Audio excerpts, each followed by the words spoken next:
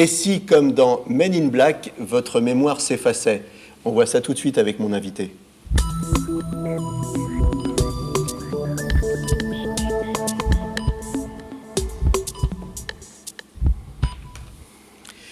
Alors avec moi sur le plateau, Jacques-Michel Huret, vous êtes auteur d'un ouvrage qui s'appelle « J'ai oublié 30 ans de ma vie », qui est publié chez Michel Lafon et qui va bientôt ressortir en poche et qui va peut-être même être adapté au cinéma. Il y a très peu de cas comme vous, puisque je crois que vous êtes 4 à être censés dans le monde, et c'est donc une expérience hors norme, hors du commun, que vous allez nous livrer aujourd'hui. Alors, il y a 30 ans, vous vous retrouvez place de l'Opéra sans savoir qui vous êtes.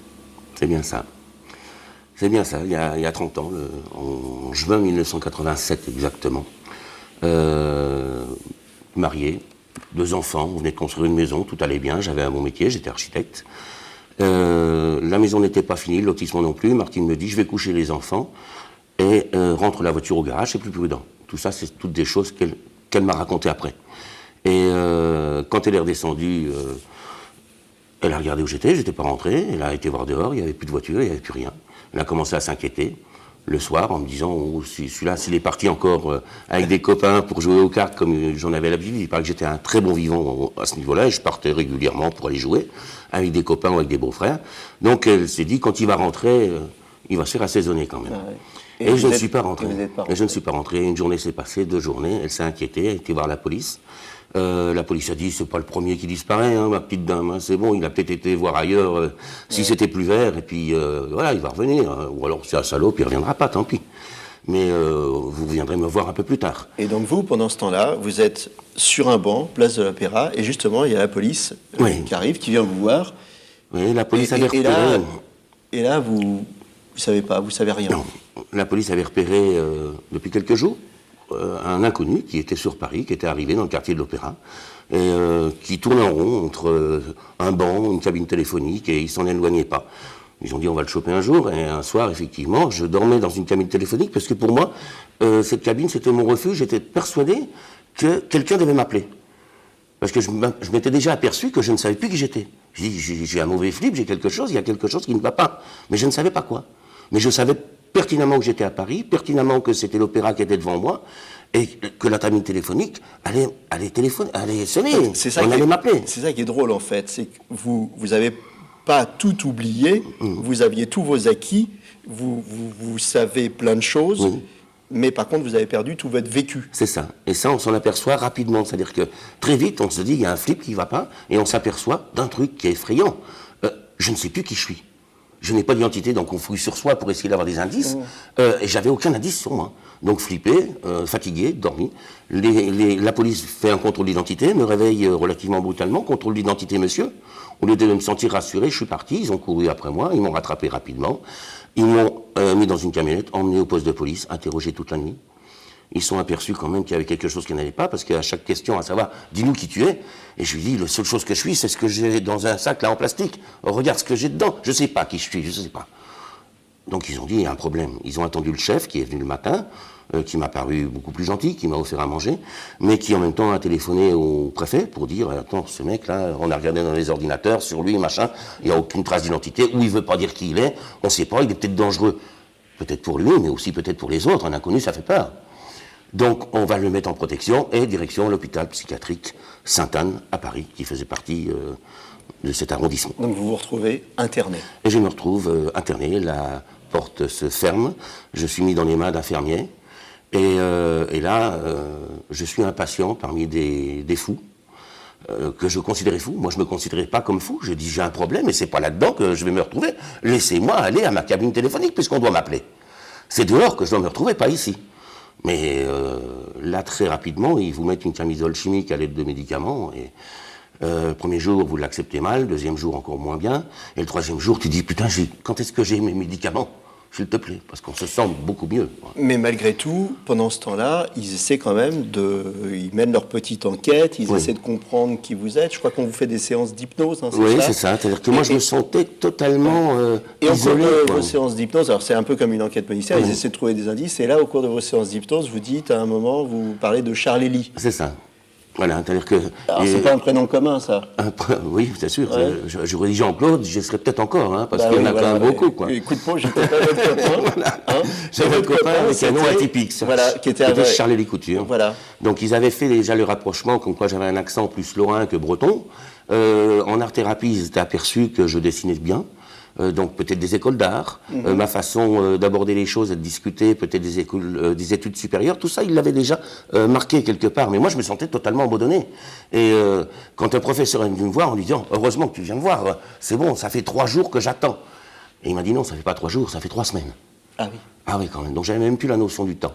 Et il m'a proposé, il me dit « J'ai remarqué beaucoup de choses, c'était un problème de fond, et à mon avis, c'est une amnésie identitaire ». Et il s'est avéré que c'était vrai, parce que je suis atteint, effectivement, d'une amnésie identitaire. Donc ça, il l'a remarqué très rapidement, et il me dit, ça doit revenir. C'est pour ça qu'on te fait jouer aux échecs, qu'on te provoquer des livres. Un déclic, une Madeleine de Proust. Une petite Madeleine de Proust, oui, bien sûr. Mais ça s'est jamais produit, ça. Et ça ne s'est jamais produit. Et même encore aujourd'hui. Et même encore aujourd'hui, jamais. J'ai mangé beaucoup de Madeleine, j'ai grossi, mais je me suis Vous avez peur parfois que ça se produise, ce déclic?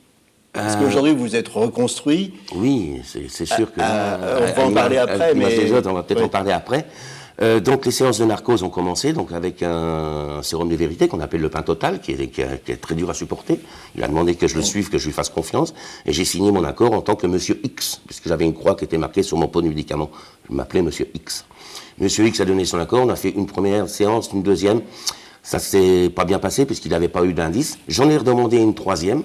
Il m'a dit, écoute, on va le tenter, mais c'est la dernière. Et à la troisième est sorti effectivement des indices de l'Est de la France, et sur le mot amitié, un prénom qui pouvait faire penser à Charlie quelque chose.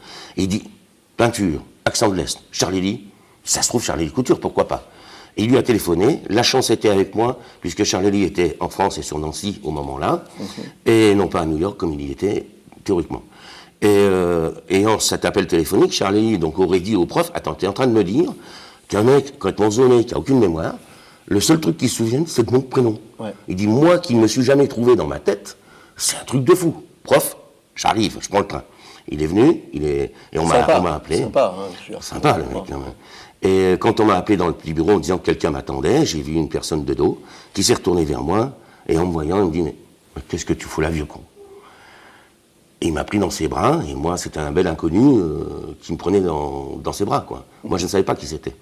On m'a expliqué qui il était, et il m'a dit, t'inquiète pas, t'es retrouvé, je ne sais plus comment tu t'appelles, je connais plus ton nom, je connais plus ton prénom, mais on a fait l'école des Beaux-Arts ensemble, t'étais là quand on a fait la Chaîne, et de là, ça s'est enchaîné. 3 mois après votre disparition, la police, toujours elle, frappe à la porte de votre femme, et dit, ça y est, on l'a retrouvé. On l'a retrouvé. Et donc vous, 122 jours après votre disparition, c'est la rencontre avec ceux qu'on vous présente comme votre femme, vos parents. C'est ça. Donc là, vous les connaissez pas. Moi, je les connaissais pas. On m'a appelé en art-thérapie. J'étais en train de dessiner quand on m'a appelé Jacques Michel au lieu de Monsieur X en disant c'est ton nom, suis-moi. Il y a tes parents et ta femme qui t'attendent dans le petit salon avec le prof. Ton pote Charlie a bien bossé. On t'a retrouvé. Et là, je me suis retrouvé devant 2 personnes que je considérais âgées. Donc j'exagère un petit peu parce qu'ils avaient à l'époque le même âge que j'ai maintenant, donc encore très jeunes, quoi, tout compte fait peut-être. Mais dans les yeux de qui je pouvais voir de la peine, il pleurait. Et une petite femme qui était à côté, dans les yeux de qui je voyais de la joie. Mais ils avaient été briefés pour pas venir vers moi. Et quand on me présente, ça, ce sont tes parents, ta maman, ton papa, et ça, c'est ta femme, les 2 petits vieux, j'en avais en réalité rien à faire. Mais quand j'ai vu ma femme, j'ai dit, ouais, si c'est ma femme, elle est bonne, j'ai bon goût. Alors, je dis volontairement, c'est presque vulgaire, le fait de dire bonne, mais je le dis volontairement par le fait que c'est le seul sentiment que j'avais. Je n'avais pas d'amour, ni pour mes parents, ni pour ma femme. J'avais simplement une attirance qui était là, envers la petite, mais pas envers les 2 vieux. Et ça, c'est dramatique, parce que dans mon cœur et dans mon corps, autant ils avaient des choses dans leur cœur et dans leur corps, dans les yeux, moi, j'avais rien, j'avais qu'un vide qui m'a angoissé. J'ai fini par une crise d'angoisse, on m'a cachetonné, la séance s'est arrêtée, et on est venu me rechercher après moult préparations, parce qu'on m'a montré des photos de moi, petit, moins petit, au mariage. Et donc, en fait, vous avez appris à rentrer dans la peau de Jacques Michel, à travers ce que vous ont dit vos parents, à travers ce que vous a dit votre femme, et c'est les autres qui vous ont reconstruit. C'est ça. Quand on est venu me rechercher, le médecin était persuadé que j'aurais l'effet des petites madeleines de Proust avec eux. C'est avec eux que je devais me retrouver. Et donc je suis parti avec ces étrangers, et c'est là que j'ai appris que j'avais en même temps 2 enfants. que j'ai retrouvés comme étant des gosses, quoi. Ils étaient mignons, ils étaient là, ils étaient sympas, mais j'étais pas leur père. J'étais pas leur mari, j'étais pas son mari, j'étais pas l'enfant de mes parents, j'étais personne. J'étais que moi à la recherche de moi. Donc lâchez-moi, bel étranger, mais laissez-moi me rechercher. Et ouais, ils m'ont laissé me rechercher, ouais. Jusqu'à me dire, allez, arrête, oublie que t'as oublié. C'était une catastrophe, mais on me demandait d'oublier, d'avoir oublié. En me disant, ça reviendra. Et je me suis battu pendant 3 longues années où j'ai complètement fait abstraction de l'amour qu'on voulait me donner. Et je ne donnais pas d'amour non plus. Et c'est ma femme qui, au bout de 3 ans, m'a dit, écoute, chérie, arrête de regarder derrière toi, tu vas t'écraser le nez contre le premier mur devant toi. Essayons d'aller ensemble de l'avant. Tu as quand même compris, chérie, que je t'aime. Et dans tes yeux, je vois aussi que tu m'aimes. Ben oui, je t'aime. Ouais. et donc, je te propose une chose, et elle nous a proposé de refaire un 3e enfant. Et on a donc refait un 3e enfant. Son ventre a grossi. Elle m'a invité à toucher son ventre et à vivre sa maternité. Elle a invité les 2 autres enfants qui étaient là à le faire avec moi, avec nous. Et là, j'ai eu un déclic. Alors, des petites Madeleines ou de la petite Martine, je ne sais pas, parce que ma femme s'appelle Martine, mais dans tous les cas, j'ai retrouvé un sentiment paternel. Cet enfant qui allait venir au monde et qui est venu au monde était vraiment mon enfant. J'ai reconnu mes 2 autres enfants comme les miens, comme étant les miens, comme on pourrait dire presque des enfants adoptés. J'ai accepté l'amour de ma femme, j'ai accepté l'amour de mes parents, et on est reparti sur une reconstruction qu'on a réussi à faire depuis. Et aujourd'hui, on en a fait notre force. Oui, alors c'est extraordinaire, c'est une histoire qui se termine bien. Finalement, vous êtes toujours avec votre femme aujourd'hui, donc c'est une belle histoire d'amour. Finalement, vous avez de la chance, vous avez vécu 2 vies, hein, avant après. Et comme on arrive bientôt au terme de l'émission, ce qui est drôle aussi, c'est que vous avez beaucoup d'humour, hein, sur vous-même, beaucoup de distance par rapport à tout ça. Et ça vous amène à amener votre message au-delà de votre cas personnel et de parler à tous les gens qui ont subi des épreuves importantes et de parler, alors en 1 minute, on arrive à la fin de l'émission, de la reconstruction. Voilà. Ce qui est dramatique pour beaucoup de personnes comme moi, c'est qu'on a tendance à rester enfoncé, on reste handicapé, on ne peut plus rien dire, on vit avec ça, on est malheureux. Alors que poussé par l'amour des miens, et poussé peut-être par ma force également de vouloir, j'ai dit non, je vais mettre à profit cette expérience malheureuse pour montrer aux gens qu'il faut se reconstruire plus rapidement. Vivez avec ce que vous êtes beau comme vous êtes. Vous aussi, Jean-Claude. Merci, c'est gentil. Voilà, une expérience vraiment hors norme. Lisez le bouquin, on est impatient qu'il ressorte en livre de poche. On est impatient de voir le film. Un très beau message aussi pour tous ceux qui sont en quête de reconstruction. Merci d'être passé sur le plateau. Merci à vous et tous d'avoir partagé votre expérience. Merci. Merci à vous.